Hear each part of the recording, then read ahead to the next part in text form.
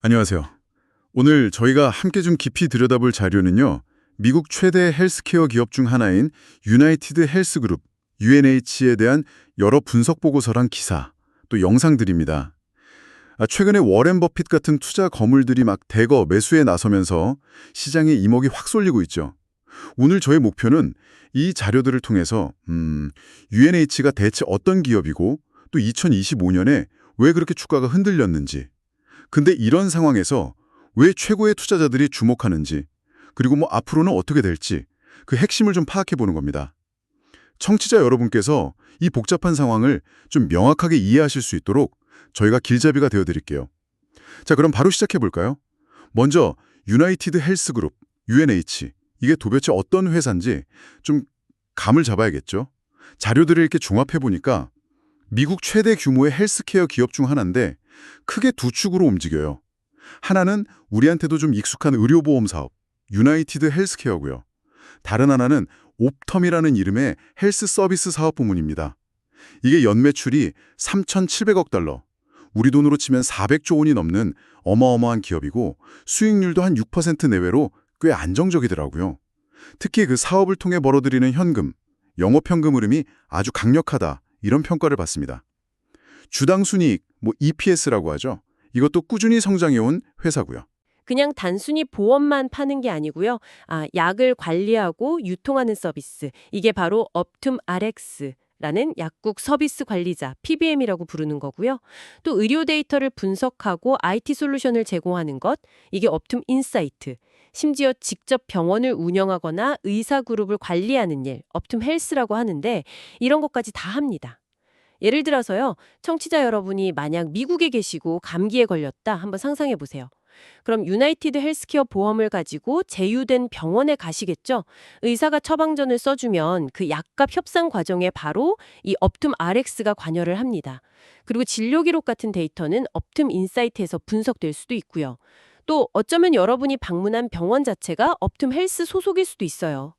이처럼 보험부터 실제 의료 서비스 제공, 약 관리, 데이터 분석까지 거의 모든 과정을 수직적으로 쫙 통합해 놓은 것. 이게 UNH의 가장 무서운 경쟁력이다. 이렇게 볼 수 있습니다. 와, 네. 진짜 제국이라는 말이 딱 어울리네요. 근데 이렇게 탄탄해 보이는 회사가 2025년 들어서 주가가 연초 대비 거의 반토막 가까이 40에서 50%나 폭락했다는 건 정말 좀 충격적인데요. S&P 500 지수 내에서도 최악의 성과를 낸 종목 중 하나였다고요. 도대체 무슨 일이 있었던 겁니까? 그게요, 여러 악재가 진짜 한꺼번에 터진 결과였습니다. 가장 큰 충격은 예상보다 훨씬 높게 치솟은 의료 비용 때문이었어요. 특히 그 메디케어 어드밴티지, MA, 가입자들이 병원을 너무 자주 이용하면서 비용 부담이 확 늘어난 겁니다. MA는 미국 정부가 65세 이상 노인들의 의료보험을 민간보험사에 위탁하는 제도인데 쉽게 말하면 정부 예산을 받아서 노인 의료 서비스를 제공하는 거거든요. 근데 이 가입자들이 생각보다 의료 서비스를 너무 많이 이용하면서 UNH 입장에서는 뭐랄까 돈은 돈대로 나가는데 수익은 기대만큼 안 나오는 그런 상황이 된 거죠. 잠깐만요. 그 노인 인구가 늘어나는 건 어느 정도 예상된 추세였을 텐데 왜 갑자기 2025년에 비용이 그렇게 예상치를 막 뛰어넘을 정도로 급증한 건가요? 뭔가 좀 다른 요인이 있었던 걸까요? 네, 좋은 지적이십니다. 그 팬데믹 이후에 좀 억눌렸던 의료 수요가 생각보다 더 강하게 분출된 그런 측면도 있고요. 또 고령층에서 호흡기 질환이나 정형외과 수술같이 좀 비용이 많이 드는 치료가 늘어난 영향도 있었습니다. 여기에 더해서 2025년 2분기 실적이 시장 기대치를 크게 밑돈 것, 이게 결정타였죠. 매출은 전년 대비 한 12% 늘긴 했는데 조정 주당 순이익이라고 하죠. 이게 4.08달러로 예상보다 9%나 낮게 나온 거예요. 이 실적 쇼크 때문에 2025년 전체 이익 전망치, 그러니까 가이던스도 기존에 예상했던 주당 30달러 근처에서 16달러 이상 수준으로 대폭 낮춰야만 했습니다. 2024년 실제 EPS가 약 24달러였던 걸 생각하면 와, 정말 큰 폭의 하향 조정이었죠. 여기에 또 CEO 교체나 법무부 조사 관련 소송 문제 같은 다른 악재들도 막 겹치면서 투자 심리가 그냥 급격히 얼어붙어 버렸습니다. 와, 상황이 정말 심각했네요. 주가가 그렇게 떨어지니까 이제는 이거 너무 싸진 거 아니냐? 이런 목소리가 나올 법도 한데요. 현재 주가 수익 비율, PE 비율이 한 12배 수준까지 내려왔다고 하죠. 과거 3년 평균이 25배였던 걸 생각하면 와, 진짜 많이 낮아졌네요. 네, 그래서 이제는 정말 살 때인가 하는 논의가 아주 뜨겁습니다. 예를 들어서요, 금융정보회사 모닝스타 같은 경우는 UNH의 내재 가치를 주당 530달러 정도로 평가하기도 했어요. 현재 월스트리트 분석가들의 평균 목표 주가는 363달러에서 한 440달러 사이에 있지만 많게는 700달러까지 부르는 곳도 있습니다. 700달러요? 아니, 지금 주가 대비 거의 2배인데요. 그렇죠. 물론 이건 2026년 이후에 실적이 다시 회복되고 예를 들어 EPS가 예전처럼 한 24달러 수준으로 돌아오고 또 시장에서 과거처럼 높은 가치평가 그러니까 20배에서 25배의 P 멀티플을 다시 인정해준다는 아주 긍정적인 시나리오를 가정한 거긴 합니다. 하지만 중요한 건요. 월가 분석가 24명 중에 15명 그러니까 과반수가 여전히 강력 매수, 스트롱바의 의견을 유지하고 있다는 점이에요. 단기적인 어려움은 있지만 장기적인 성장성은 여전히 좋다고 보는 시각이 우세한 거죠. 다만 아까 말씀드린 모닝스타처럼 좀 신중한 의견도 있습니다. 이들은 UNH의 경제적 해자, 그러니까 경쟁 우위가 좁다, 내로우 모트라고 보고요. 불확실성도 높다, 하이 언설티티 있게 평가하면서 단기적인 접근보다는 좀 긴 호흡으로 봐야 한다, 이렇게 조언하고 있습니다. 와, 그런데 여기서 진짜 드라마틱한 반전은 주가가 이렇게 막 바닥을 치던 2025년 2분기에 워렌 버핏, 데이비드 테퍼, 심지어 영화 빅쇼트의 실제 주인공 마이클 버리까지 그야말로 전설적인 투자자들이 약속이라도 한 듯이 UNH 주식을 대규모로 사들였다는 이 사실이에요. 특히 버핏은 버크셔 해서웨이를 통해서 16억 달러, 우리 돈으로 2조 원이 넘는 어마어마한 금액을 투자해서 500만 주 이상을 새로 담았다면서요. 올해 12월 은퇴를 앞둔 그의 마지막 승부수 아니냐 뭐 이런 말까지 나오던데요. 맞습니다. 버핏의 투자는 UNH가 가진 그 꾸준한 현금 창출 능력, 그리고 경기를 좀 덜 타는 방어적인 사업 모델, 그리고 무엇보다 지금 주가라면 충분히 싸다, 즉 안전 마진이 확보되었다고 판단했다는 아주 강력한 신호로 볼 수 있습니다. 헤지펀드계의 거물 데이비드 테퍼, 아팔로사로 하죠. 여기는 UNH 비중을 무려 1300%나 늘려서 포트폴리오의 거의 12%를 채웠어요. 약 7억 6천만 달러 규모죠.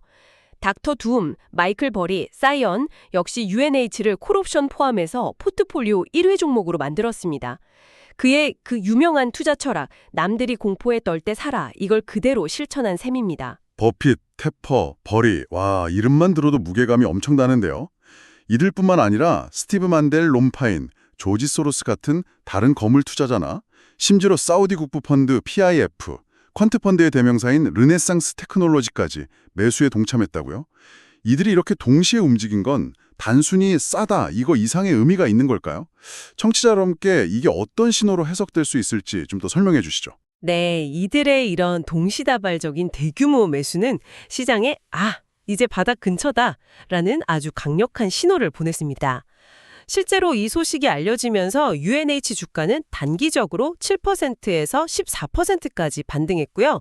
투자자들의 그 불안한 심리를 진정시키는 데 큰 역할을 했습니다. 또 중요한 것은요, 이들 중 상당수가 그동안 시장을 주도했던 애플 같은 기술주 비중을 줄이고 UNH 같은 소위 가치주 혹은 경기 방어주 쪽으로 자금을 옮겼다는 점입니다. 이건 어쩌면 시장 전체의 흐름이 바뀌고 있다는 신호일 수도 있어요. 즉, 단기적인 실적 악화나 여러 잡음에도 불구하고 UNH가 가진 그 핵심 사업의 경쟁력과 장기적인 성장 잠재력은 변하지 않았다. 이렇게 판단한 최고의 전문가들이 많다는 의미로 해석할 수 있는 거죠. 거물들의 움직임이 단순한 저가 매수를 넘어서 시장 전체의 변화 가능성까지 시사한다. 이런 말씀이시군요. 흥미롭네요. 하지만 여전히 UNH를 둘러싼 위험 요인들도 만만치 않아 보입니다. 특히 자료들에서 그 트럼프 전 대통령의 약가이나 압박이 계속 언급되는데요. 이게 UNH에 구체적으로 어떤 영향을 줄 수 있을까요? 좀 걱정되는데요. 네, 그 트럼프 전 대통령은 제약사들을 향해서 약값을 내리라고 계속 압박하고 있습니다. 만약 이게 현실화된다면 UNH의 핵심 사업부 중 하나인 옵텀 RX, 즉 PBM 사업 모델에 좀 타격을 줄 수가 있습니다. PBM은 앞서 말씀드린 것처럼 제약사랑 보험사, 약국 사이에서 중개자 역할을 하면서 약값 협상이나 처방 목록 관리 같은 걸 통해서 수수료나 리베이트를 얻는 구조거든요. 근데 만약 약값 자체가 큰 폭으로 내려가면 PBM이 가져갈 수 있는 파이가 줄어들 수 있는 거죠. 그런데 자료들을 보면 전문가들은 실제 약값이나 효과는 생각보다 크지 않을 거라고 본다면서요. 그 이유가 뭔가요? 네, 그런 분석이 좀 우세합니다. 우선 대통령에게 특정 기업의 약값을 마음대로 정할 법적인 권한이 없어요. 만약 강제로 추진하려고 하면 제약사들이 즉각 소송에 나설 가능성이 매우 높고요. 그래서 실제 가격 통제보다는 좀 정치적인 수사나 압박 수준에 그칠 가능성이 크다는 겁니다. 오히려 업계에서는 약값 자체보다는 그 유통 과정의 마진을 조정한다거나 아니면 미국보다 약값이 현저히 싼 다른 선진국 정부들한테 제값을 내라 이렇게 요구하는 방식으로 대응할 수도 있다. 이런 관측도 나옵니다. 여기서 미국의 그 복잡한 약값 구조하고 PBM의 역할을 조금 더 이해하면 도움이 될 텐데요. 미국 약값은 단순히 제약사 출고가가 끝이 아니거든요. 여기에 보험사가 나중에 돌려받는 리베이트, 또 PBM이 챙기는 수수료 이런 것들이 더해져서 최종 가격이 결정됩니다. PBM은 제약사로부터 높은 리베이트를 받아내서 보험사랑 나눠 갖는 방식으로 수익을 내는데 이 과정에서 좀 역설적으로 약의 공식 가격, 리스트 프라이스는 오히려 올라가는 경향이 있어요. 이게 보험이 없거나 자기 부담급이 높은 환자들한테는 큰 부담이 된다. 이런 비판을 계속 받아왔습니다. 옵텀 RX는 CVS Caremark, Express Scripts와 함께 미국 PBM 시장의 3대 공용 중 하나로 이 구조의 핵심 플레이어인 거죠. 그러니까 트럼프의 압박은 바로 이 PBM의 수익 모델 자체를 흔들 수 있다는 점에서 주목받는 겁니다. 듣고 보니 정말 복잡한 시스템이네요. 약값을 낮추려는 시도가 오히려 다른 문제를 야기할 수도 있겠군요. 그리고 트럼프 대통령 본인이 UNH를 포함한 여러 기업의 회사채를 가지고 있다는 내용도 있던데요. 금리 인하를 압박하는 게 본인 채권 가치 상승과 연결될 수 있다는 지적인데 물론 백악관은 부인했지만 좀 논란의 여지는 있어 보입니다. 맞습니다. 그런 이해충돌 논란도 제기되고 있죠. 그 외에도 여전히 높은 의료비, 손해율이라고 하죠. 보험료 수입 대비 실제 지급한 의료비 비율인데 이게 문제입니다. 2분기에 89%에 달했는데 이건 벌어들인 보험료 100원 중에 89원을 의료비로 지출했다는 의미니까 수익성이 좀 빠듯하다는 거죠.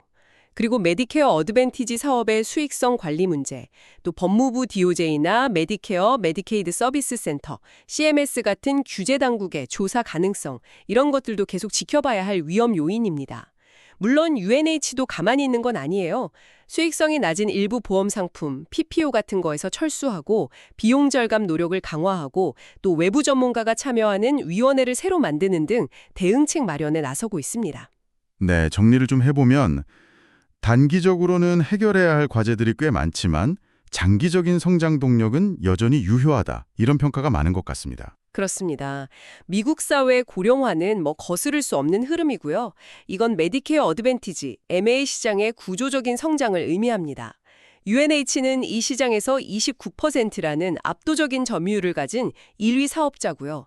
게다가 옵텀 사업부를 통해 축적한 그 방대한 데이터랑 인공지능 AI 같은 기술을 활용해서 의료 서비스의 효율성을 높이려는 노력도 계속하고 있고요.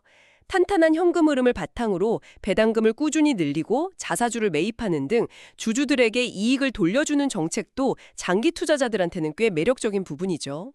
자, 그럼 이 모든 정보를 종합했을 때 청취자 여러분께서는 투자 관점에서 어떻게 접근하는 게 좋을까요? 자료들은 대체로 어떤 조언을 하고 있나요? 네, 대체적인 시각은 장기적인 안목을 가진 투자자라면 현재의 주가 하락이 좋은 매수 기회가 될 수 있다는 쪽인 것 같습니다.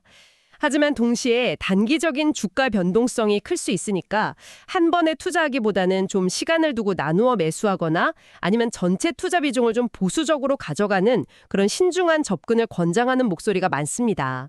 결국 UNH의 장기적인 성장 스토리를 믿는지 그리고 단기적인 변동성을 감내할 수 있는지 여기에 따라 판단이 좀 달라질 것 같습니다. 네, 오늘 저희는 유나이티드 헬스그룹 UNH라는 이 거대 기업을 둘러싼 다양한 정보와 분석들을 정말 깊이 있게 살펴봤습니다.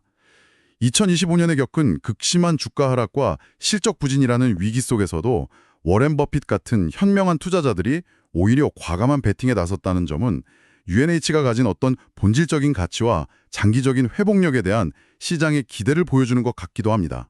하지만 메디케어 어드밴티지 사업의 수익성 문제 해결, 또 논란의 중심에 있는 PBM 사업 모델의 지속 가능성, 그리고 끊임없이 제기되는 약가 인하 압력과 규제 리스크 등 UNH가 넘어야 할 산이 여전히 높다는 점도 분명합니다. 단기적인 반등 기대감과 장기적인 성장 잠재력, 그 사이에서 청취자 여러분의 현명한 판단이 필요해 보입니다. 오늘 저희 이야기가 청취자 여러분께서 UNH와 미국 헬스케어 산업의 이 복잡한 현실을 이해하시는데 조금이나마 도움이 되었기를 바랍니다. 마지막으로 이런 질문을 던지면서 마무리하고 싶네요.